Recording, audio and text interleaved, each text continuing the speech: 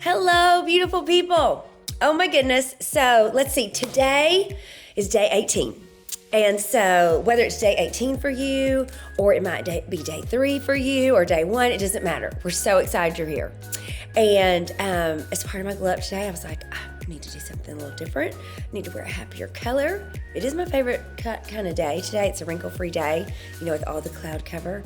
But I did pop on some bright pink lipstick. Of course, I had to mix a couple. Trademark pink, in case inquiring minds want to know. Plus, the name says it all. Festive pink. How about that? Pretty good, huh? So, sheer illusion gloss. All the things. So sometimes that's all we need for a glow up, right? It's just a little pop of color, a little fun sweater we pull out of the closet or the drawer we haven't worn in a while. There's other things, though, that make us that can really use some careful attention so that our glow is really coming from the inside out. So our topic today, and you may be like, oh, I don't know, Jules, but bear with me, stick with me. If not for you, for someone else, our topic for the day is boundaries. Boundaries. This is the Boundaries book. I always say that it's like my second Bible. Mine is so yellowed with age. It is so highlighted and written in, and forgive me, no harsh judgment, please, dog-eared. I couldn't even locate it when I was going to just hold it up for you. So that means it's in some tote bag where I recently spoke. All the things, y'all. And so when I was introduced to the concept of boundaries, I was like, why are we talking about this? I thought about boundary lines like property lines. I didn't think about them in human terms.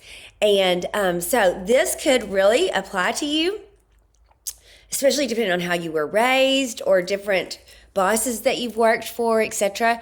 Or this could be something that you kind of take in and tuck away if you lead people or mentor others or encourage and love on them, that you could serve them and pass along.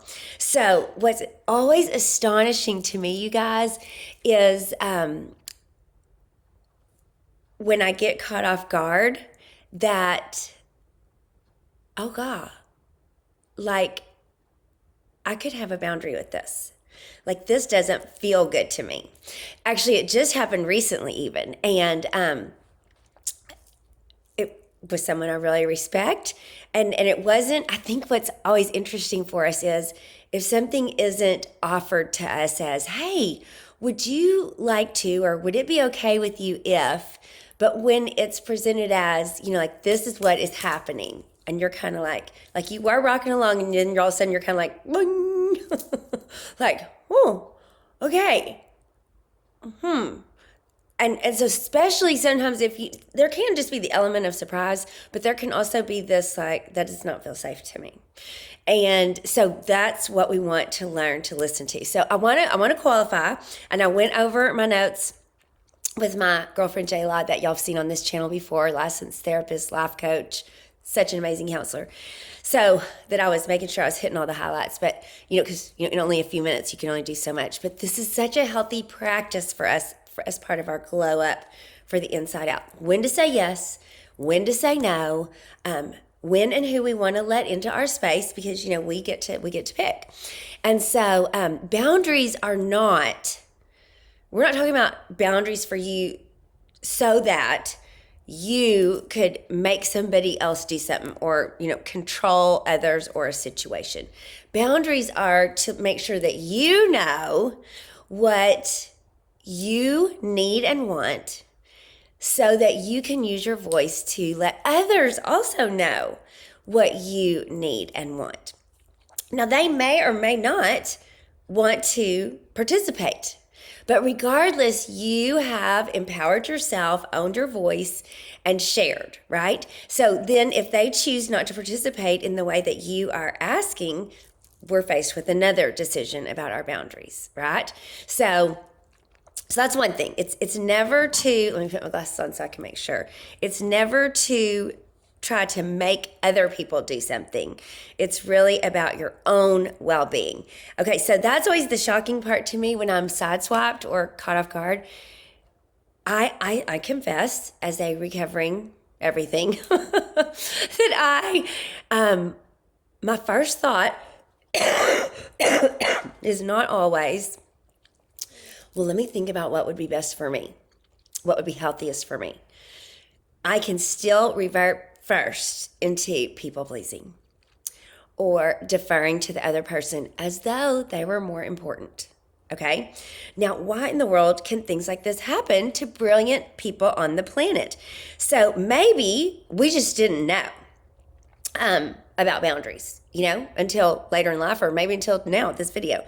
Or maybe we didn't have it modeled for us, either growing up or in our workplace, or sometimes it can come from seeing someone you love and respect, seeing them sacrifice themselves kind of to keep the peace.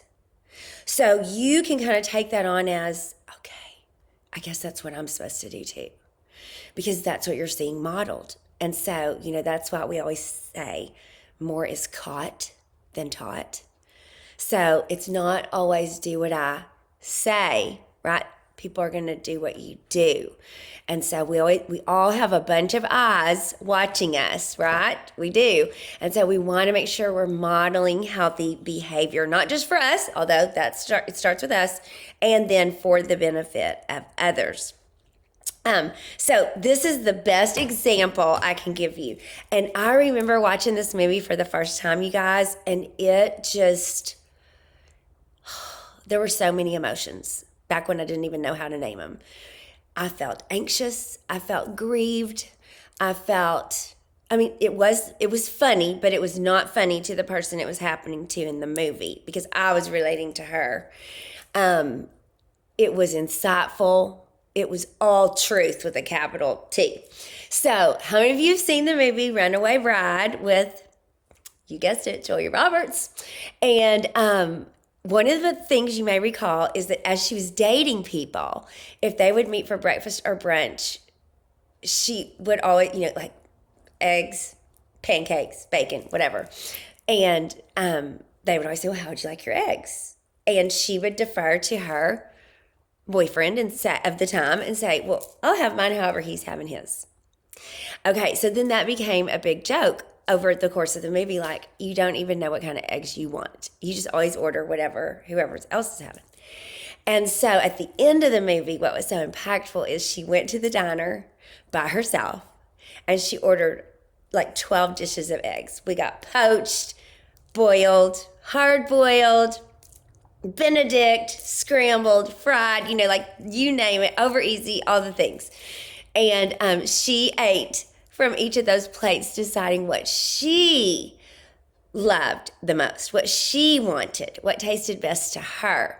So that's just a really great visual, and maybe you can remember the story of it, so that it can trigger for you or activate you when you realize you have slipped into constantly deferring to somebody else. Wait a second, if this doesn't feel good in my body. So let's talk about that for a second. What do I mean by that?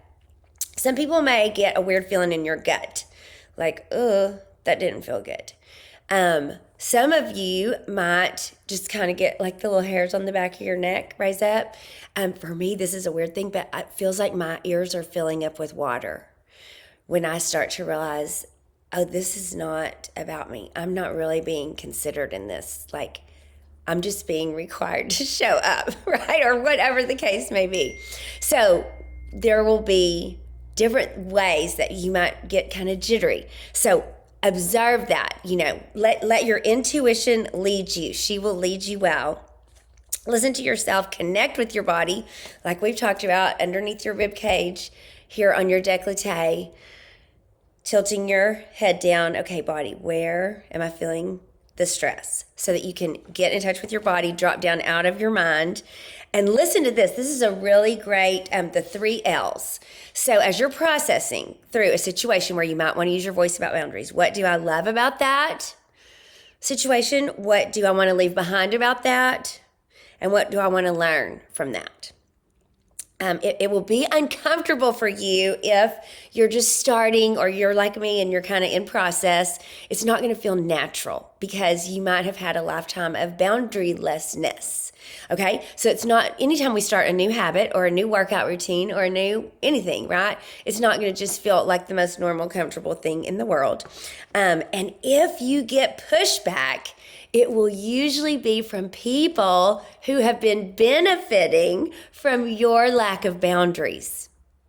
It is much more convenient for them for you to have no boundaries, okay? So if you're getting pushback, let's wait for it. Let's observe, back away from the situation. Now, why wouldn't they want me to say and do what's best for me? Oh, because it was really more convenient for them when I was just what? The yes girl.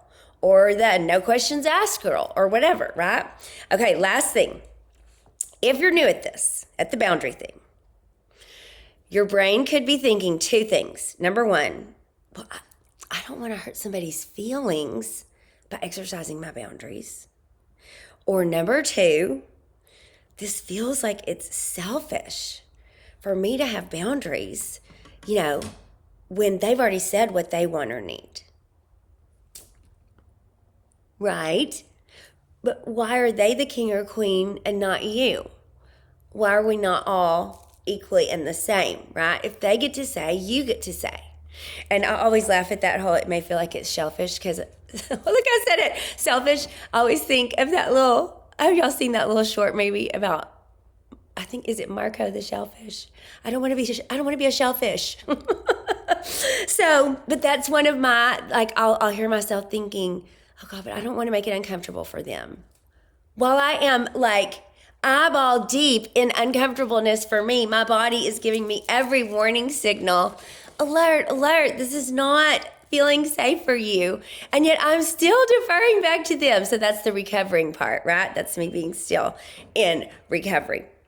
A lack of boundaries can also cause resentment to build up. It can cause resentment to build up. So just like they teach us on the airplanes, you guys, to put our oxygen mask on first, that's one of my other best visuals is I cannot serve others or love them well if I have not first put on my oxygen mask. Then if I'm getting air and I'm breathing through it and I'm being present, then I can give my full attention and intention to the situation rather than, running on E and trying to rise to the occasion, which is often when I go back into boundarylessness.